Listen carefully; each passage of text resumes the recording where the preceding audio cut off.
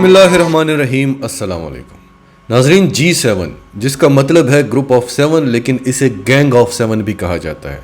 ये ग्रुप 1975 में बनाया गया था और इसमें दुनिया के अमीर तरीन 7 ममालिक हैं जो दुनिया को कंट्रोल करते हैं और नज़र रखते हैं कि कोई भी मईशत इनके मुकाबले में ना पहुंच सके, और ये भी ख्याल रखते हैं कि जो इम्पॉर्टेंट ममालिक हैं जैसे कि पाकिस्तान, जिनसे इन्होंने अपने मफादात के लिए काम लेना होता है और उन पर जंग मुसलत नहीं की जा सकती, उनके साथ लड़ा नहीं जा सकता, ऐसे ममालिक की मईशत को ये कमज़ोर करने की कोशिश करते हैं ताकि ऐसे ममालिक हमेशा बेसाखियों पर रहें।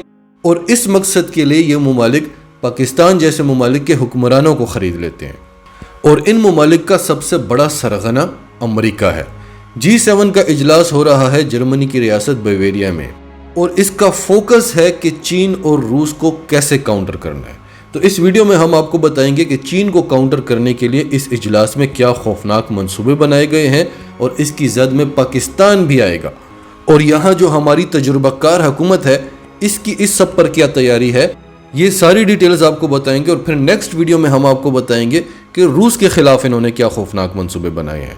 तो डिटेल्स में जाते हैं। उससे पहले अगर अभी तक आपने हमारा चैनल सच टीवी सब्सक्राइब नहीं किया तो इसे अभी सब्सक्राइब करें और बेल आइकन पर क्लिक करें ताकि हमारी आने वाली वीडियोस आपको वक्त पर मिलती रहें।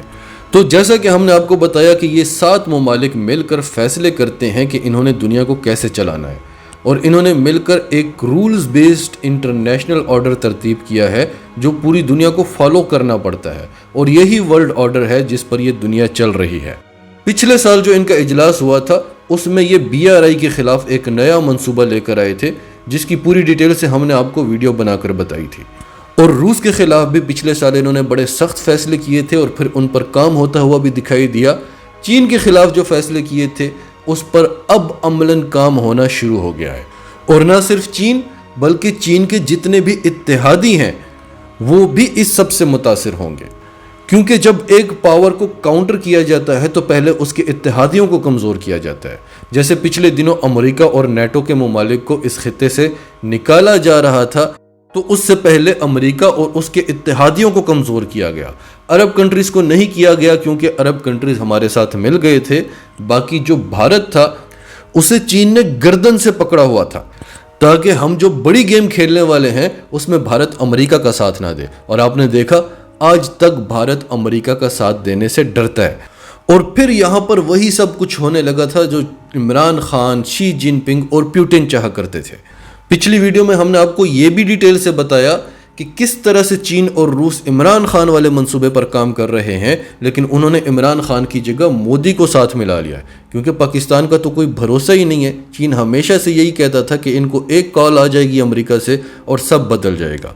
अब वो जाकर इमरान खान पर भरोसा करने लगे थे, तो फिर चीन की बात सच्ची साबित हो गई कि एक मरासला आ गया और सब बदल गया। अब आपको बताते हैं कि इस इजलास में हुआ क्या। TRT वर्ल्ड की खबर है, G7 launches $600 billion global infrastructure project to counter China. The plan, formally announced by US President Biden at the G7 summit, will target countries desperately needing everything from roads to harbors, and until now often relying on the Chinese. पिछले साल Biden ने जो plan announce किया था, इस बार अमेरिकी सदर जो बाइडन ने इस प्लान को प्रैक्टिकल सूरत देने का ऐलान कर दिया है। इस प्लान के मुताबिक उन कंट्रीज को टारगेट किया जाएगा जिनको हर चीज़ की ज़रूरत है, जिनकी माशी सूरत हाल बहुत ख़राब है, जिनको रोड्स चाहिए, जिनको हार्बर्स चाहिए, उनको हर चीज़ चाहिए, और अभी तक वो चाइना पर ही डिपेंडेंट हैं। इस इजलास में इस बात को रिकग्नाइज किया गया कि जब ग्लोबल इंफ्रास्ट्रक्चर गेम की बात हो तो उसमें वेस्ट यानी मगरिब का दूसरा नंबर आता है। West is currently in second place, पहला नंबर चीन का है। उन्होंने कहा कि इसमें कोई शक नहीं कि चीन का जो बेल्ट एंड रोड इनिशिएटिव है वो कई साल से काम कर रहा है। उसमें कैश की डिस्ट्रीब्यूशन भी हो चुकी है, इन्वेस्टमेंट भी हो चुकी है, काम कंप्लीट भी होने वाले हैं। हम तो अभी तक सिर्फ पैसे इकट्ठे करने का और इन्वेस्टमेंट करने का ऐलान कर रहे हैं, लेकिन अभी भी बहुत ज़्यादा देर नहीं हुई। अभी भी हमने अगर स्टेप ना उठाया तो फिर बहुत देर हो जाएगी और दुनिया पर सिर्फ चीन ही चीन दिखाई देगा। उन्होंने कहा कि हमें और ज़्यादा मुत्तहिद होना पड़ेगा क्योंकि हम मुत्तहिद होकर मज़ीद स्ट्रांग बन सकते हैं। पिछले कई अरसे से हम चीन और रूस की तरफ से एग्रेसिव मूव्स देख रहे हैं। चीन इंडो पैसिफिक रीजन में अपने मसल्स दिखा रहा है और रूस यूक्रेन में। भारत हमसे कई बार मुतालबा कर चुका है कि इंडो पैसिफिक को आज़ाद कराया जाए चीन से। चीन सिर्फ इंडो पैसिफिक को ही नहीं, साउथ चाइना सी के जितने भी डिस्प्यूटेड रीजन्स हैं, जैसे कि ताइवान हो गया, फिलीपाइंस के इलाके, ब्रुनाई के, मलेशिया के, वियतनाम के, उन सब के समंदरों पर मसनूई जजीरे बनाकर वहां पर अपनी मिलिट्री बेसिस बनाकर कब्जा कर चुका है। इसके अलावा ह्यूमन राइट इश्यूज पर भी बात हुई, भारत और चीन के दरमियान कशीदगी पर भी बात हुई, और ख़ास तौर पर रूस के हवाले से बड़े खौफनाक फैसले हुए जो हम आपको दूसरी वीडियो में बताएंगे। तो जैसा कि इस रिपोर्ट के शुरू में लिखा था कि ये ग्लोबल इंफ्रास्ट्रक्चर प्रोजेक्ट ख़ास तौर पर उन डेवलपिंग कंट्रीज़ को टारगेट करेगा जो चीन पर डिपेंडेंट है, और उनमें सबसे बड़ा नाम पाकिस्तान का आता है, CPEC का आता है। पाकिस्तान पहले भी इस पर अपना मौक़िफ़ दे चुका है इमरान खान के दौरे इक़्तिदार में कि अगर आप कोई प्रोजेक्ट पाकिस्तान लेकर आना चाहते हैं तो हमें कोई एतराज़ नहीं है। जाहिर है हम खुदा से और क्या मांगते हैं, हमें तो इन्वेस्टमेंट चाहिए, लेकिन अगर आप ये शर्त रखते हैं कि इसके लिए हमें चीन से दूर होना पड़ेगा या CPEC को रोकना होगा, तब हम आपके साथ चलने को तैयार नहीं हैं। इमरान खान का एक ही मौक़िफ़ रहा है कि हम आज़ाद खारजा पॉलिसी रखते हैं, हम आपके भी साथ हैं, हम चीन के भी साथ हैं, भारत के अलावा दुनिया के जितने भी ममालिक हैं वो हमारे दोस्त ममालिक हैं। और अगर इमरान खान कुछ अरसा मज़ीद ठहर जाता तो अमेरिका को पाकिस्तान के सामने झुकना पड़ जाता, क्योंकि पाकिस्तान के बगैर वो चल ही नहीं सकता, ये उसकी पॉलिसीज़ में लिखा हुआ है। भारत के साथ भी तो वो चल रहा है, हालांकि भारत रूस का भी पार्टनर है, चीन के साथ भी चलता है, अमेरिका से कोई डिक्टेशन नहीं लेता, अमेरिका की कोई बात नहीं मानता, लेकिन अमेरिका जानता है कि भारत की खारजा पॉलिसी आज़ाद है। यहाँ पर अमेरिका को पता था कि सिर्फ इमरान खान ही तो है जो आज़ाद खारजा पॉलिसी की बात कर रहा है, अगर इसे हटा दिया जाए तो फिर से हम पाकिस्तान को डिक्टेट कर सकते हैं। तो उसने एक ट्राई की और वो ट्राई कामयाब हो गई। अगर वो ट्राई नाकाम होती, अमेरिका जान जाता कि पाकिस्तानी अवाम इमरान खान को हटने नहीं देंगे, तो फिर वो हमारे साथ वही सलूक करता जो भारत के साथ कर रहा है। एनीवेज, अब इस प्रोजेक्ट को इम्प्लीमेंट कैसे किया जाएगा?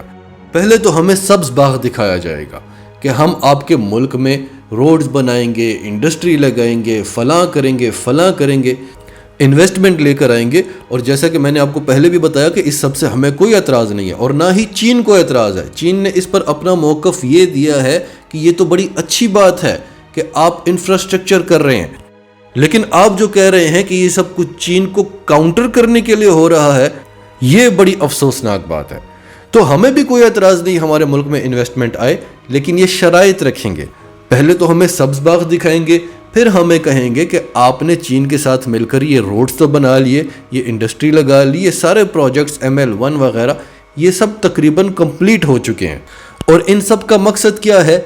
ईस्ट को वेस्ट से मिलाना, यानी इस खित्ते को मगरिब के साथ कनेक्ट करना।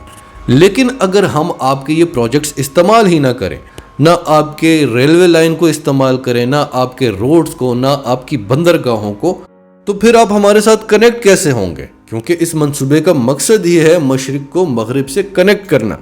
अब हमने जो काम किया, जितने प्रोजेक्ट्स लगाए, CPEC भी ऑलमोस्ट कंप्लीट हो चुका है। इसके लिए हमने चीन से बड़े लोन्स भी लिए हुए हैं, और जब ये प्रोजेक्ट प्रैक्टिकल सूरत में आएगा तो हम जो पैसा कमाएंगे उससे पहले तो हमने चीन को लोन्स वापस करने हैं। बाकी जो पैसे बचेंगे उससे हमारे मुल्क में खुशहाली आएगी, तरक्की होगी। अब मगरिब अगर उस प्रोजेक्ट का बॉयकॉट कर देता है तो हम फिर पैसा कहाँ से कमाएंगे, चीन को वापस कहाँ से करेंगे और खुशहाली कहाँ से आएगी? ऐसी कंडीशन में आपको मजबूत लीडर की ज़रूरत होती है, जैसा कि हमारे पास इमरान खान है, और उसके अलावा मजबूत जमहूरियत की ज़रूरत होती है। और फिर आपको फैसला करना पड़ता है। इमरान खान ने फैसला किया था कि हमारी आज़ाद खारजा पॉलिसी है, हम आज़ाद रहेंगे, हम चीन के साथ भी ताल्लुकात रखेंगे और अमेरिका के साथ भी, लेकिन प्रेफरेंस हम चीन को ही देते थे, क्योंकि अमेरिका को प्रेफरेंस देकर तो हम देख चुके हैं। और आज भी आप देख लें, आज भी उसे सारी फिक्र भारत की है, और ये सब कुछ वो जो कर रहा है वो चीन को काउंटर करने के लिए कर रहा है, भारत को चीन की जगह दिलाने के लिए कर रहा है। तो फिर आप कैसे एक्सपेक्ट कर सकते हैं कि अमेरिका आपके लिए कुछ अच्छा सोचेगा? जहां बात आ जाए कि आपने एक ही को सेलेक्ट करना है तो फिर आपको चीन को सेलेक्ट करना होगा, क्योंकि अमेरिका की तो पॉलिसी ही है कि भारत को चीन की जगह दिलानी है। اور بھارت اگر چین کی جگہ پر آ جاتا ہے تو پھر آپ کہاں کھڑے ہوں گے آپ کو اندازہ بھی ہے۔ آپ کو کیوں لگ رہا تھا کہ ہم امریکہ کے بغیر چل نہیں سکتے؟ کیا امریکہ ہمیں طیارے دے رہا ہے؟ کیا وہ ہمیں جدید ترین اسلحہ دے رہا ہے؟ وہ ہمیں F-16 طیارے نہیں دیتا تھا کہ بھارت کے خلاف استعمال کرو گے؟